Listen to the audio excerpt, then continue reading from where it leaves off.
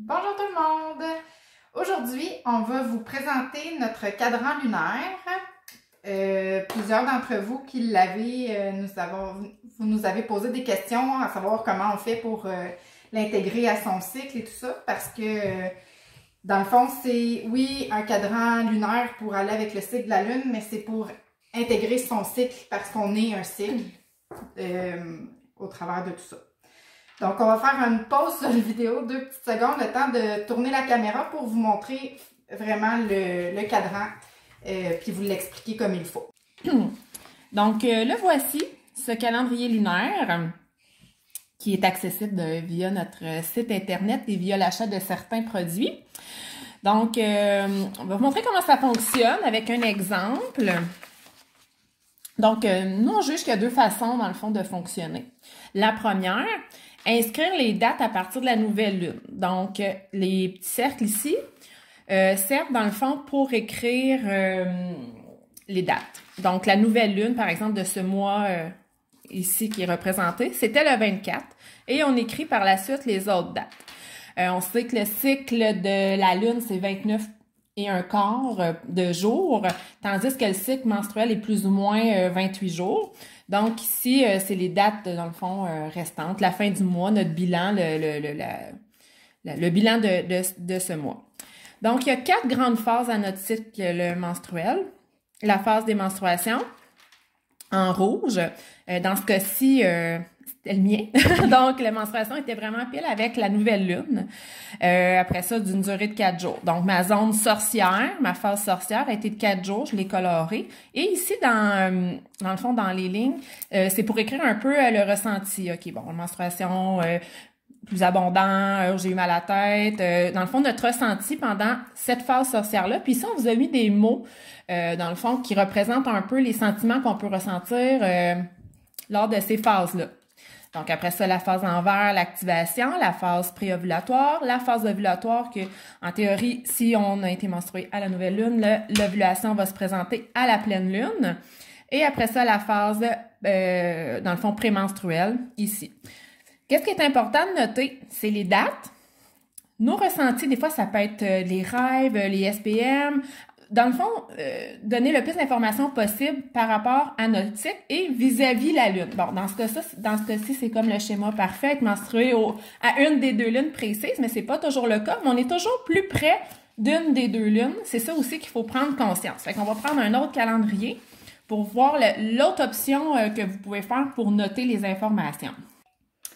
Donc, celui-ci ici, mais les règles ont commencé le 6 février. Donc, on a inscrit la date, puis on a poursuivi, dans le fond, 29 jours dans le mois de février. Et ici, pour pas se mélanger, là, comme qu'on est dans un autre mois, on a changé la couleur là, pour les dates. Fait que dans le fond, vous y allez vraiment selon comment vous avez envie. Vous créez un mandala de couleurs, là, vous faites vraiment ça à votre envie à vous.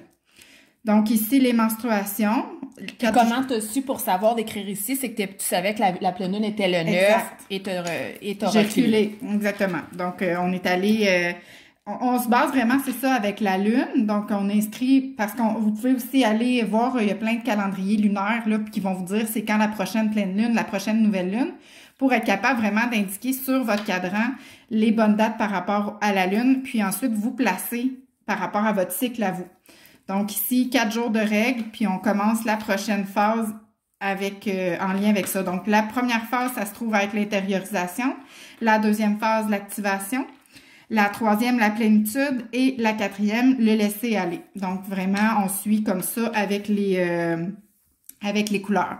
Ensuite, pour savoir quand est-ce que notre plénitude, donc l'ovulation commence, c'est vraiment à l'opposé de notre premier jour de règle. Donc, on suit comme ça. Donc ici, mon ovulation devrait être le 20, 21 et 22 parce que ça tourne toujours autour de 3 jours une ovulation.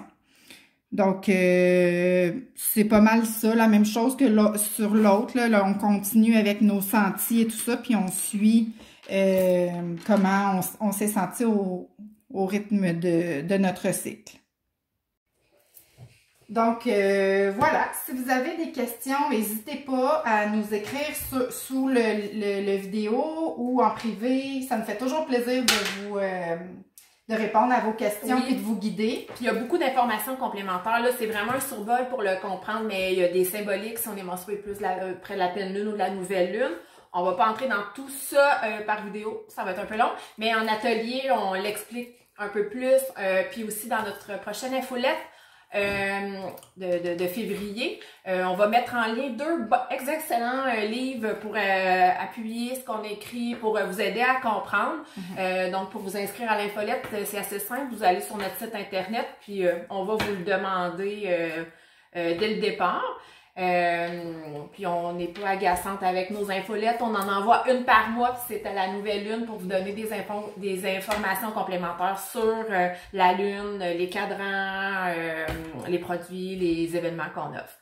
Donc voilà, n'hésitez pas si vous avez des questions, puis osez, c'est pas long, c'est amusant de le faire, puis ça nous aide vraiment à se comprendre, puis à comprendre nos émotions, puis nos ressentis, les accepter, puis après ça travailler avec. Exact. Donc, voilà. bonne journée! Merci!